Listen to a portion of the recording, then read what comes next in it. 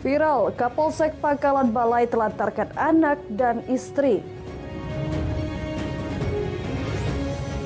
Pengeboran minyak di Desa Mandala Peninjauan cemari lingkungan warga. Tradisi adat Bugis saat pulang dari haji mendapat perhatian jamaah haji lain.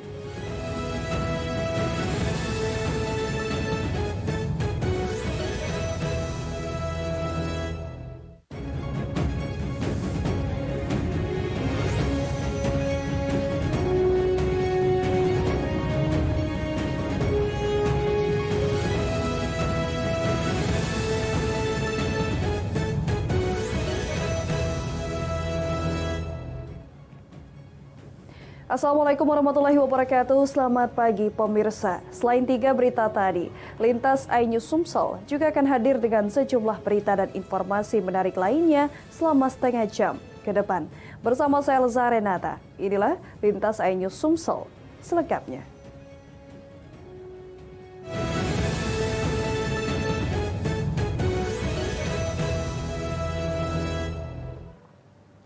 Pemirsa, setelah dilaporkan hilang oleh keluarga, seorang pria penagih koperasi ditemukan tewas dicor dan dikubur di halaman belakang toko di Jalan KH Dahlan Maskarebet Raya, Kecamatan Sukarami, Palembang.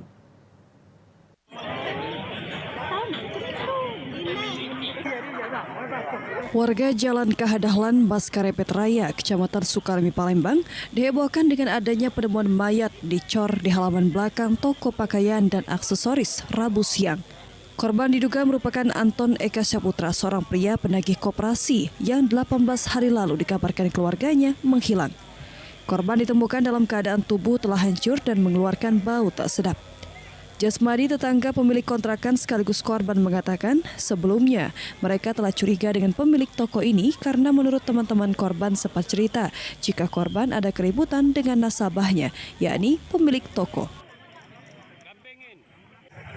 Pada hari Sabtu memang dari Jumat kami telusuri ada ribut-ribut lah via telepon, cuman kami dapat informasi itu adalah dengan salah satu nasabah di Talang Kelapa. Nah, Talang Kelapa kami tanya dengan teman-temannya, itu adalah cuma satu di sini. Kemudian Sabtu pagi sebelum dia pergi nagih ke sini ada lagi ribut, istrinya yang dengar. Nah, 11.39 kami coba cek di CCTV yang ujung, itu memang ada korban mengarah ke sini. Sementara Kapolrestabes Palembang, AKBP Harisugi, menyatakan terungkapnya penemuan jasad korban tersebut lantaran penyelidikan dari pengakuan seseorang teman pemilik toko distro pakaian tersebut. Rabu, saya ulangi, hari Selasa, tanggal 25, kami telah melakukan penangkapan seseorang yang dicurigai terlibat dalam tindak pidana ini. Setelah kami gali, ternyata itu terjadi tindak pidana pembunuhan, dan ternyata hasil maupun korban yang notabene menjadikan bagian pembunuhan yang ada dilakukan penguburan di TKP, di mana terakhir korban ini mendatangi debitur yang kebetulan bekerja atau memiliki ruko yang ada di sini. Hingga saat ini polisi terus mendalami kasus pembunuhan sadis yang diduga melibatkan sejumlah pelaku lain. Dari Palembang, Guturiansyah, iNews melaporkan. Warga Bangka Barat, Bangka Belitung ditemukan terbungkus kasur dan tangan terikat tali di pinggir jalan Desa Karanganyar, Tanjung Api-Api, Banyuasin. Korban diduga kuat menjadi korban perampokan yang disertai dengan pembunuhan.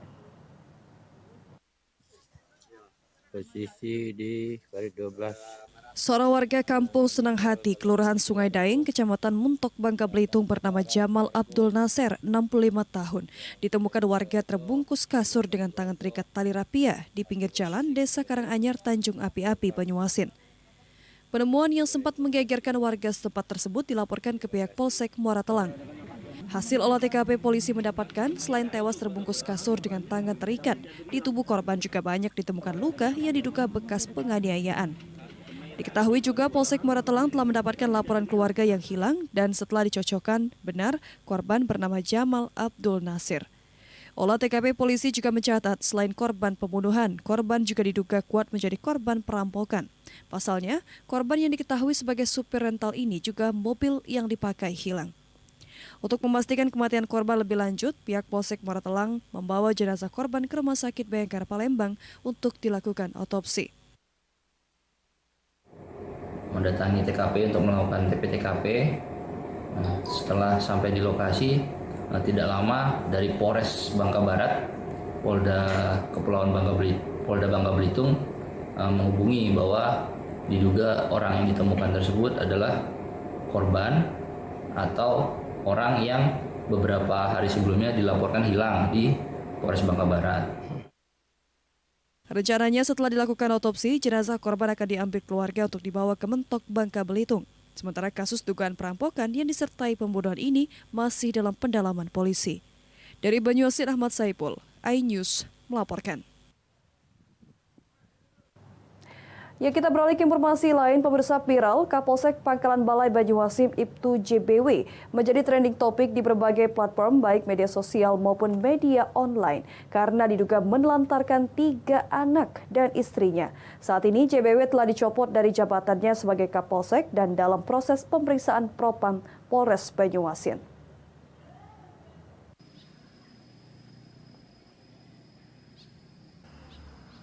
Ibtu JBW yang merupakan Kepala Kepolisian Sektor Pangkalan Balai Kabupaten Banyuasin menjadi sorotan masyarakat setelah perlakuan negatifnya terhadap anak dan istri yang diduga kuat ditelantarkan.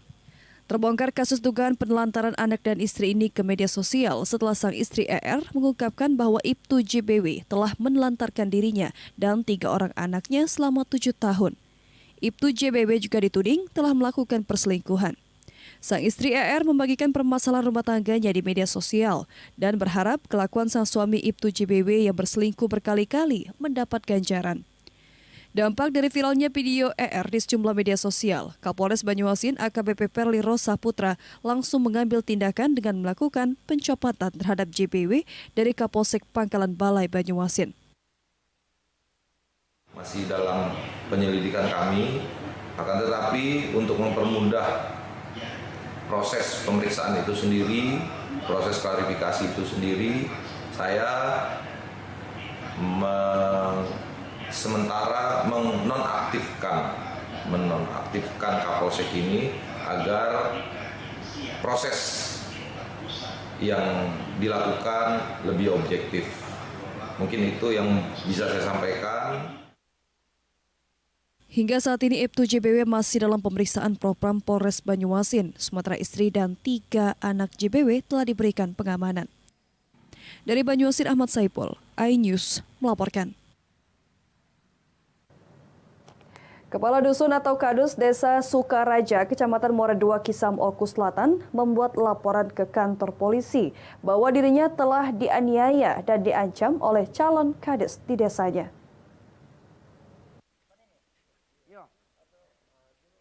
Sebelum dilaksanakannya pelaksanaan PAW pencalonan kades di Desa Sukaraja, Kecamatan Muara II, Kisam dalam waktu dekat ini, salah seorang calon kades berinisial MH bersama 2 rekannya melakukan penganiayaan terhadap kepala dusun atau kadus bernama Edi Kurniawan. Pengeroyokan tersebut terjadi sekitar pukul 19.00 waktu Indonesia Barat di depan rumah korban hingga korban merasa terancam. Diakui Edi Kurniawan, dirinya didatangi salah satu rekan calon kades AR untuk meminta korban menemui MH di kebunnya. Karena ajakan pelaku tidak dipenuhi korban, tiba-tiba pelaku MH, AR, dan YP datang ke rumah korban dan melakukan penganiayaan dengan menggunakan senjata tajam. Beruntung korban dapat menghindar dari pengeroyokan yang dilakukan calon PAW kepala desa tersebut. Selain mendapat ancaman pembunuhan, korban mengaku telah dipukul dengan tangan kosong oleh ketiga pelaku. Langsung dia tuh mau main kerasan. Duela saya di sana, datangnya sih saudara Yogi tadi sambil dia mencabut senjata tajam, mau bilang, kamu ini orang Jawa, melawan betul kamu nih, kubunuh kamu nanti. Nah, saya tangkislah dengan tangan kiri saya sambil nahani si saudara Arwan. Ya, sampai datang si pelaku utama, si Muspan, langsung nampar saya sebelah kiri, ya tempatnya di kepala sebelah kiri. Disitulah telah terjadi keribut. Didampingi kuasa hukumnya, Edi Kurniawan meminta aparat untuk menindak tegas terhadap para pelaku yang telah mengeroyok dirinya dengan memukul dan mengancam akan membunuhnya sambil membawa senjata tajam. Dari Aku Selatan, Tede Hendrawan, iNews melaporkan. Pemirsa, buntut dari dugaan pencemaran lingkungan yang dilakukan oleh sebuah perusahaan, warga Desa Mandala, Kecamatan Peninjauan melakukan sweeping terhadap pekerja PT Tiara Bumi Petroleum. Warga meminta pihak PT harus bertanggung jawab atas pencemaran yang terjadi. Sejumlah warga Desa Mandala, Kecamatan Peninjauan, Kabupaten Ogan Komering Ulu melakukan sweeping dan pengusiran terhadap pekerja PT Tiara Bumi Petroleum atau PT TBP. Warga mengaku kesal terhadap pihak PT yang mengeluarkan limbah minyak yang mencemari lingkungan warga. Pembuangan limbah tersebut disalurkan melalui pembuangan air sungai hingga perkebunan warga tercemar. Aksi sweeping warga ini nyaris saja ricuh karena mendapat perlawanan dari pihak perusahaan. Warga sendiri mengaku sejak berdirinya perusahaan yang bergerak di bidang migas tersebut tidak memberikan kompensasi dan memberikan pekerjaan terhadap warga setempat. Selain itu, warga menilai limbah yang mencemari lingkungan mereka membuat masyarakat merugi. 2 bulan belum ada penyelesaian. Nah, itu yang terjadi saat ini. Kami datang ke lokasi ini karena semua mediasi itu dianggap tidak berhasil dan perusahaan itu tidak begitu serius menanggapi hal-hal pengaduan ini. Sementara itu, pihak perusahaan sendiri belum memberikan keterangan dan terkesan menghindar saat dikonfirmasi. Tindakan perusahaan. Sebentar dulu Mas, aku mau ke ini dulu. Kenapa? Enggak terkait yang warga tadi yang minta untuk produksi stop sementara itu gimana? Apakah kita sepakat seperti itu? Sudah sesuai tadi aja. Ya? Udah. Warga berharap perjanjian yang dibuat bisa diselesaikan dan warga meminta mediasi segera dilaksanakan dan menuntut keadilan perusahaan. Warga sendiri mengaku jika tuntutan tidak diindahkan, dikhawatirkan terjadi aksi anarkis. Dari Ogan Komering Ulu, Widori Agustino, iNews melaporkan. Pemirsa, ratusan mantan kades di Banyuasin dukung Herman Deru. Informasi lengkapnya akan hadir sesaat lagi.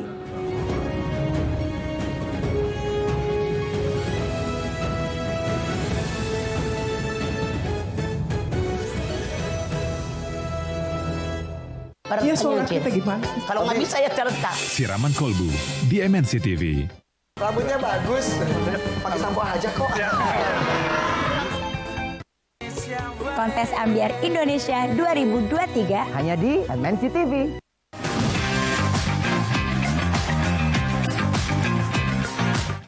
Skotlandia versus Hungaria di MNC TV.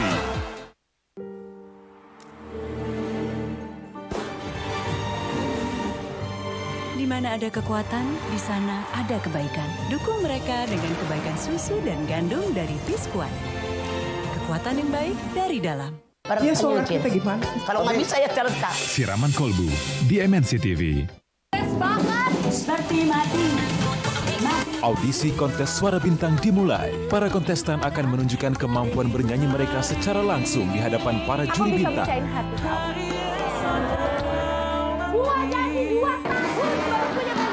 Tapi kan lagu Rayu beneran lagu Rayu orang lain ya? Sama itu nyanyiin itu aku, kamu nggak tahu. Orang. Kontes Suara Bintang di MNC TV.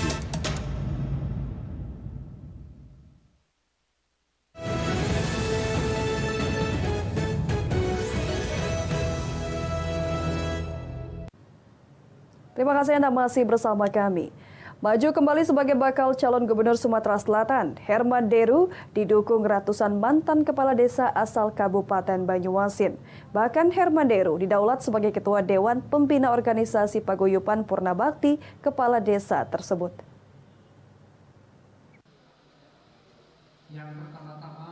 Ratusan mantan kepala desa asal Kabupaten Banyuasin yang tergabung dalam organisasi Pengurus Paguyuban Purnabakti Kepala Desa atau PPBKD se-Kabupaten Banyuasin menyatakan dukungannya kepada mantan Gubernur Sumatera Selatan 2018-2023 Herman Deru. Organisasi yang menghimpun ratusan kepala desa asal Kabupaten Banyuasin itu menyebutkan tumbuh aspirasi dari figur Herman Deru sebagai pemimpin Sumatera Selatan yang harus dilanjutkan pengabdiannya. Organisasi mantan kepala desa di Kabupaten Banyuasin menjadi satu-satunya di Indonesia sebagai organisasi yang menghimpun mantan kepala desa agar dapat menyumbangkan ide dan gagasan besar untuk kemajuan Provinsi Sumatera Selatan mendatang. Herman Deru menyebutkan organisasi mantan kepala desa di Sumatera Selatan ini dapat menjadi percontohan untuk daerah lain agar para mantan kepala desa tetap dapat terus bersumbangsi membangun negeri. Ini merupakan tempat mereka melahirkan pikiran-pikiran yang dapat disumbangkan untuk kemajuan daerahnya. Dan mereka dengan wadah ini sama dengan sapu lidi, saya bilang tadi. Kalau lidi itu satu, bingung kita mau digunakan untuk apa. Tapi setelah banyak terkumpul, mudah-mudahan ini menjadi sebuah kekuatan dan dapat melahirkan ide-ide besar yang mereka lahirkan karena mereka lebih tahu persoalan-persoalan di desa. Inspirasi dan motivasi dari beliau, sehingga kami dengan segera untuk membentuk paguyuban ini. Oleh karena itu sudah barang tentu dia sebagai pembina kami. Ini dukungan juga pada Pak Herman Deru 2 periode ya Pak? Ya otomatis. Karena beliau sebagai pembina kami. Arah dukungan politik pengurus paguyuban Purnabakti Kepala Desa nampak jelas kepada mantan orang nomor 1 di Sumatera Selatan itu. Herman Deru didaulat sebagai Ketua Dewan Pembina Organisasi yang mewadahi ratusan mantan kepala desa tersebut di kantor DPW Partai Nasdem, Sumatera Selatan. Dari Palembang, Muhammad Riza Falepi, iNews melaporkan. Pemirsa, Komisi Pemilihan Umum Daerah KPUD Kota Prabu Mulih melaunching pemilihan gubernur dan wakil gubernur serta wali kota dan wakil wali kota serentak tahun 2024 di halaman parkir City Mall dengan menghadirkan artis ibu kota. Kita akan langsung merapat untuk bisa memotong. Penjabat Wali Kota Prabu Mulih bersama Ketua Komisi Pemilihan Umum Daerah Sumatera Selatan dan Porkompinda meresmikan peluncuran dan sosialisasi akbar pemilihan kepala daerah dengan maskot tunas ditandai pemotongan buah nanas oleh Ketua KPUD Sumatera Selatan. Dalam sambutannya, Ketua KPUD Sumatera Selatan Andika Pranata meminta agar masyarakat sama antusiasnya dalam memilih kepala daerah seperti memilih legislatif. Dan mulai Senin, petugas pemutakhiran data pemilih akan datang ke rumah warga untuk mendata calon pemilih. Tolong dibukakan pintu rumah Bapak Ibu sekalian karena petugas panitia pendaftaran pemilih Pantarlih di Kota Prabu Mulih ini akan datang ke tempat Bapak Ibu sekalian untuk mendata kembali Bapak Ibu agar bisa menjadi pemilih dalam pemilihan gubernur, wakil gubernur, wali kota, wakil wali kota di Kota Prabu Mulih. Sementara itu, penjabat Wali Kota Prabu Mulih Elman mengajak warga tanggal 27 November mendatang bersama-sama datang ke TPS untuk memilih pemimpin Kota Prabu Mulih ke depannya. Pemer, mari kita sama-sama menuju TPS menggunakan hak kita masing-masing dalam menentukan pilihan kita, pilihan yang terbaik untuk memimpin Kota Prabu Mulih ini.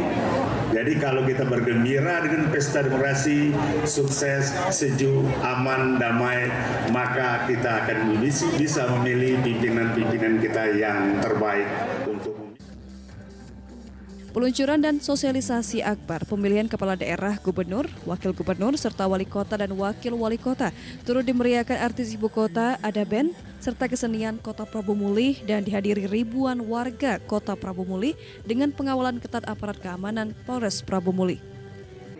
Selain dihadiri Ketua KPUD Provinsi Sumatera Selatan, turut hadir Komisioner KPUD se-Sumatera Selatan, Komisioner Bawaslu Kota Prabu Mulih, serta Porkopimda Kota Prabu Mulih. Dari Prabu Mulih, Berry Prima, iNews melaporkan. Pemirsa, sudah menjadi tradisi warga Bugis yang baru tiba dari haji, mereka mengenakan outfit warna-warni menarik dengan perhiasan yang mencolok dari 448 jamaah haji lainnya. Untuk jamaah perempuan mengenakan pakaian khas Bugis dan perhiasan yang besar, sementara jamaah haji laki-laki memakai jubah ala Sultan Arab. Bagaimana menariknya turun haji ala tradisi Bugis ini? Berikut liputannya untuk Anda. Debarkasi Haji Kloter 3 tiba di Asrama Haji Palembang dilepas Kepala Kemenak Sumatera Selatan untuk kembali ke keluarga masing-masing. Para jamaah haji mendapatkan paspor, air zam-zam, dan pengarahan dari petugas kesehatan. Namun ada yang menarik di antara para jamaah asal Palembang yang melestarikan tradisi memakai baju adat Bugis dan perhiasan yang disebut baju Lompo Kabe. Hawisa, salah satu jamaah haji asal Palembang, memang keturunan Bugis, sehingga dengan senang hati ia melestarikan tradisi ini. Kurang lengkap rasanya jika tidak mengenakan pakaian istimewa usai melaksanakan rukun Islam yang kelima ini. Pakai baju Bugis, adat Bugis, Pak. Baju lompo namanya, kabe. Apa artinya? Baju kerajaan orang Bugis. Iya. Memang sudah tradisi atau gimana? Itu tradisi, Pak. Perhiasan juga boleh dipakai? Ah? Perhiasan juga ya? Oh, boleh. Karena udah tradisi atau sebenarnya? Tradisi, Pak. Tradisi, ya. Setiap orang Bugis pulang Setiap orang haji. Bugis kalau nggak pakai begini, Pak, nggak abdol. Sementara jamaah haji laki-laki memakai jubah asal Sultan Arab atau Raja Salman. Jamaah haji ini pun memberikan khas adat dan tradisi kesultanan dan dibawa ke tanah air dengan tradisi Bugis. Ada kearifan lokal dari suku Bugis yang memang kalau pulang haji itu menggunakan pakaian-pakaian khusus seperti yang itu. Itu kearifan lokal dan kita hargai itu. Perbolehkan bukan? Kenapa? Perbolehkan bukan? Oh, boleh aja, boleh saja. Tidak apa-apa. Itu kearifan lokal yang harus kita hargai juga dalam. Sementara Kemenak Sumatera Selatan menghadiri tradisi ini sebagai bentuk kearifan lokal, apalagi pakaian adat ini dipakai saat debarkasi.